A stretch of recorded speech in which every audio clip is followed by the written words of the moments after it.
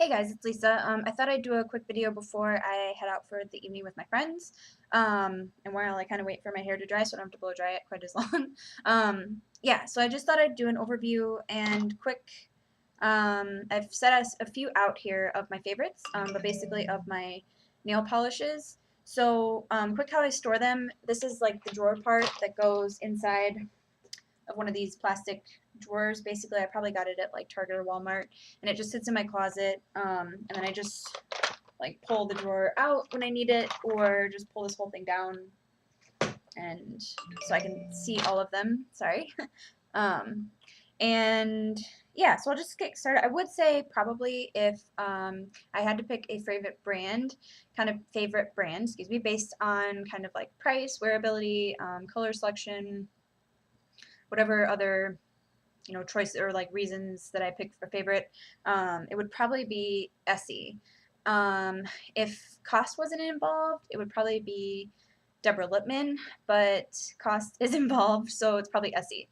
So yeah, I kind of try to keep them organized by brand, but sometimes I just throw them back in there and they get jumbled around. So anyway, I'll kind of go over. Sorry, my a few of my favorites real quick. And I was picking out two more. Yeah, so the ones that I'll just start off. The ones that it's been a long week. I feel like I can't speak. Anyway, the color, there we go, that I'm wearing on my fingers right now. I just painted for the first time last night, and I could not stop looking at my fingers at work today, which is probably why I had a hard time getting anything done. And I've had it for a while, I think like a month or two, and I just hadn't worn it yet. I really try to rotate my nail polishes when I have so many colors that I love wearing that it's really rare that I just keep wearing the same one over and over. So by the time I rotate a new one in, unless I really want to jump to and wear it right then, sometimes it gets pushed back. So, but see how like glittery and like eye-catching that color is? I love it. So basically, it's the Deborah Lippman Across the Universe, and this is what it looks like. And it took me about 3 coats to get it this opaque, because it did go on quite sheer the first coat or two, and then finally by the third one it made it look how it does in the bottle, which is what I was going for. So, and then I did put a top coat on the Essie Good to Go, just to smooth down the glitter, because it was a little bit textured, and I don't like that. That's just a pet peeve of mine. I like a smooth nail. Yeah, so this is one of my new favorites. I really like how it looks. So yeah, I'll stick with Deborah Lippman since I have them right in front of me. And I found out too late that I think there is a dupe. So I hear of this Deborah Lippman candy shop at Claire's. So save yourself the money and go to Claire's, I guess. But this one is really cute. It's a glitter in a pink base. And it just looks really cute on. I like this one a lot. I actually wore that at my brother's wedding because I had just a dress actually this color, and then that was the only nail polish I had with me, so I just, rather than have bare nails, I painted my nails with a pink glitter. Yeah, so I did get a lot of compliments on it though, even though it wasn't maybe like a classic nail to wear to a wedding. Then the last favorite of the Deborah Lippman ones that I have is I Know What Boys Like. It's just a really pretty blue, kind of goes with my dress a little bit, a little more dusty colored, but this one is really good at not chipping for me. I just really like the color payoff, and it's just a really pretty shade of blue, so I really like that one. Essie, I'll kind of go through quick. I have some pinks I really like, but I'm kind of showing more like the unique ones. I guess I'll show one of my favorite pinks from Essie. I think it's this one. For a bright, like fun pink, it's the Calypso. I don't know if they still have this one, but it's a nice kind of a little bit blue-based pink. Excuse me, and I really like it. The other Essie ones, this one I have used quite a bit, so you can kind of see the line there. It's the Topless and Barefoot, and I don't think this is in her permanent line, unfortunately, but this is a good, it should be. This is an awesome color. It's a really pretty nude, but it's light and has a slight pink tint to it, so it's not grayish on the nails. It has just a really, it's just really pretty. I don't know how else to describe it. A new one, this just came out. There's kind of a new collection of hers that's kind of workout themed, and this one is called Pilates Hottie, and it's a really pretty shade of lavender, which I don't usually like purple shades at all, but I really was drawn to this for some reason. I'm sure it had nothing to do with the fact that I'm really getting into Pilates.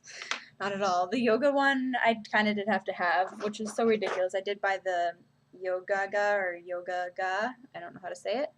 But I wore this earlier this week and I did really like it. It's almost like a cousin of the, oh, no, that's not right. There we go.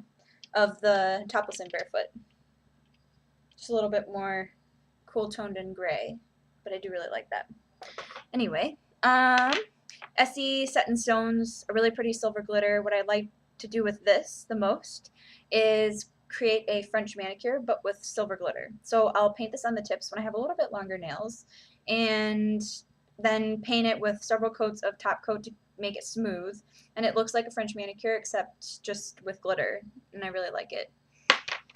Revlon has pretty decent nail polishes, and sometimes you can get good dupes for more expensive ones, which I have a video on the Carbonite. I think, yeah, Graphite is the Chanel version, Carbonite is the Revlon version, and they are really good dupes for each other. But you save yourself about $20 by getting the Revlon one. So this is Scandalous, and it is a good dupe for Bad Romance by Deborah Lippman, which they look pretty much exactly the same when you look at them in the bottle. Although I would have to guess, I don't have the Bad Romance, so I don't know from trying it, but from looking at it in the bottle, I think the base that it's in is a little bit darker, like when it goes on, like it has a darker finish. I guess I think this one, you have to paint a few more coats to get it darker on the nail. I think this next one is a dupe for a Deborah Lippman polish. I'm not for sure though. I think it's, so sorry, I don't know for sure. It's Popular, it's called, and it's a really light kind of silvery pink itself with silver glitter in it. And you can kind of see it is pretty, but very kind of sheer on the nail. Another Revlon one, and I actually have gotten several compliments on this, and from one person being a boy, which I don't think I have ever gotten compliments on my nail color from a boy before, without asking my brother, do you like my nail polish? So unprovoked request if they like my nail polish. He mentioned, the guy commented on this one, and actually it's funny because another one I'm going to mention, it was at a coffee shop. The guy working at the counter was the person who complimented me on this nail polish. In the same coffee shop, somebody else commented on my nail polish.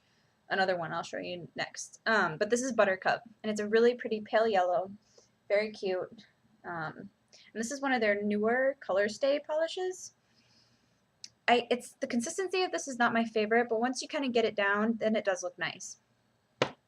So the next one that I got complimented and commented on at the same coffee shop is Lincoln Park After Dark. Kind of a good classic by now. And it was when I had first gotten it. So I've had this bottle for quite a while. When it's settled, it's like down to here, and it's getting a little thick, but not bad enough that I can't keep using it. But I think it was one of the first times I even wore this, and she commented on it. She's like, oh, I like your polish. She's like, is that Lincoln Park After Dark? So I was so impressed that she knew the name of the nail polish and could tell it by sight. So that was pretty cool, because it's just a dark kind of inky color, and she knew it. I was like, yeah, it is. You're good. Another o.p.i one. And I used to call it o.p.i when I was younger. I don't know which is right, probably o.p.i.